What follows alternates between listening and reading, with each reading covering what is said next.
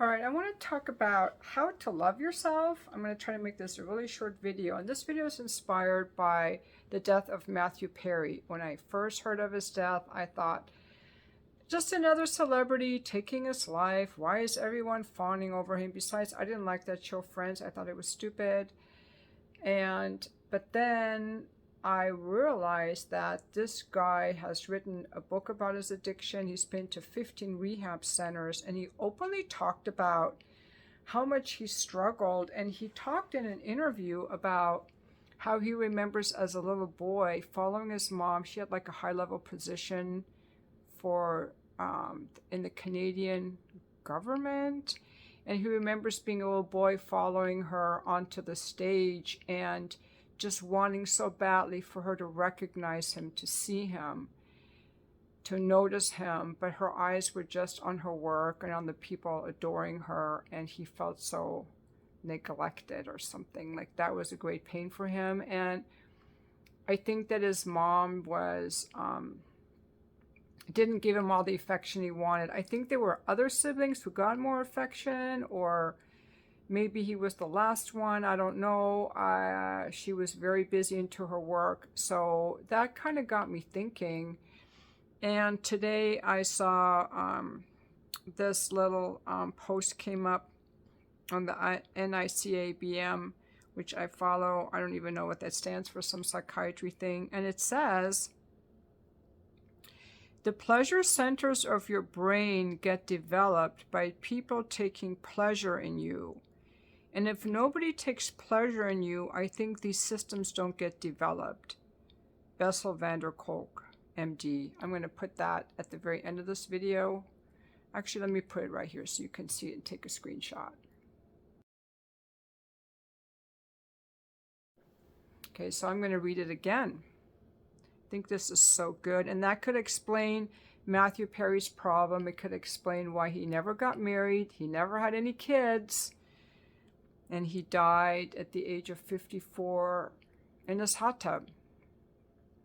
The pleasure centers of your brain get developed by people taking pleasure in you, and if nobody takes pleasure in you, I think these systems don't get developed.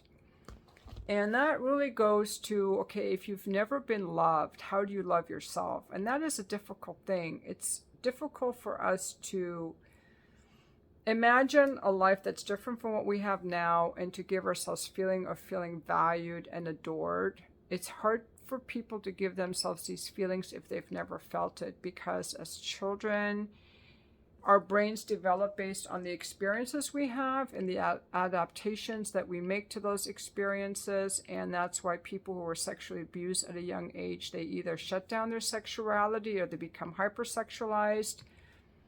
And that's why so many people who never felt loved by their parents struggle forever. So the question is, how can you love yourself? If you're like a Matthew Perry, or someone who's never felt loved, how can you love yourself when you don't even know what it feels like to love anything? I used to make a lot more videos about self-love, but I haven't in a while, so I thought I really should. So I'm just going to give you like a couple of things. One is to just get the... Before I do that, there's another quote that I really like from Khalil Gibran. And it goes something like this. And God told me to love my...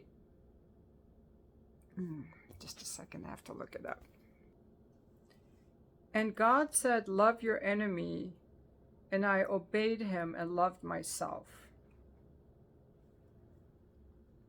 And God said, love your enemy. And I obeyed him and loved myself. Because we're so hard on ourselves. It's so hard to love ourselves. It's easier to love other people, right? So just some things to kind of get your thoughts going. That's a good one. And then to tell yourself, I give myself permission to love myself. I give myself permission to love myself. And just start saying that. I give myself permission to love myself. A lot of people think that they can't love themselves. I used to too. until they're perfect. Like, I'm not allowed to love myself because I'm not perfect. So that's not good. I should be hard on myself. And really what it is in the self-love work, all the work and all the shadow work really is about loving the parts of ourselves that we don't love. All of ourselves. And that's really our work, I believe, as humans, is that God, if you believe in God as I do, we are given this human experience, and it's our job to love our human experience, not hate it and think that we're bad. So you have permission to love yourself. You don't have to be perfect. You're allowed to love yourself. And loving yourself is different from being grandiose or entitled or standoffish, right? Or abusive. It's just loving yourself. All right? It's different from any other aspects. It's different from discipline and keeping your word. It's loving yourself. And a lot of it is also about how we talk to ourselves. How do I talk to myself? You know, the way a lot of people talk to themselves is not the way they would talk to anyone else. So just start to create some awareness around, you have permission to love yourself. How do you talk to yourself? And then when I first started on this was super hard for me to get all these concepts. This was like 5 or 6 years ago. And then I started imagining like this big blanket of love just wrapped around me. Okay, so these are all conceptual, but how do you feel it? Okay, you can imagine a warm blanket of love wrapped around you and just start imagining that, but how do you actually feel it? And when I was coaching people, I would have them do stuff like, imagine the feeling they have of loving someone else. Like, imagine everyone you love standing in front of you, all the people you love, or maybe your pets, something you love. Could be something that you think is beautiful.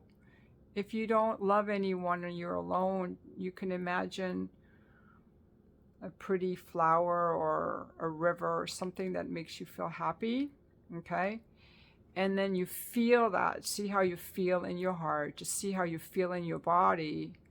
And then you realize that you're the one generating those feelings, okay? That's the first thing to be aware of. You're the one feeling those feelings, and then to turn around and give those feelings to yourself. So all that love that you're sending out to these people you see across from you, all that love, just boomerang it back and start giving it to yourself. So just start feeling like what makes you feel beauty or awe or love for something external to you, and then just boomerang it back to yourself. Because if you were not loved as a child or not loved sufficiently as a child, it's hard, like, where do you begin? So those are some tips. I mean, I was loved as a child, but I wasn't necessarily listened to or heard or had my feelings validated as a child. I didn't really have my dad really spend that much time with me. And, you know, he was working a lot. And, you know, as a lot of dads are. So it's like, okay, how can we give ourselves the things that we didn't get? Because that's what we have to do. We have to give ourselves the things we didn't get. Bessel van der Kolk, I'm sorry, I didn't say his name properly.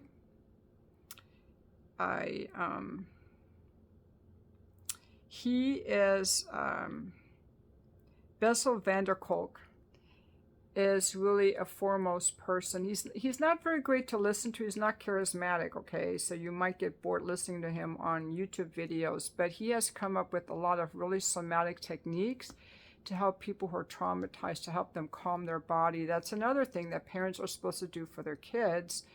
Kids are crying and they're upset or they're frantic, and the parent is supposed to be calm and regulate the child. A baby's nervous system gets regulated off their parents. Well, our parents weren't perfect, and some of them were like bad. So we have to, we have all these tools now to teach us how to regulate ourselves.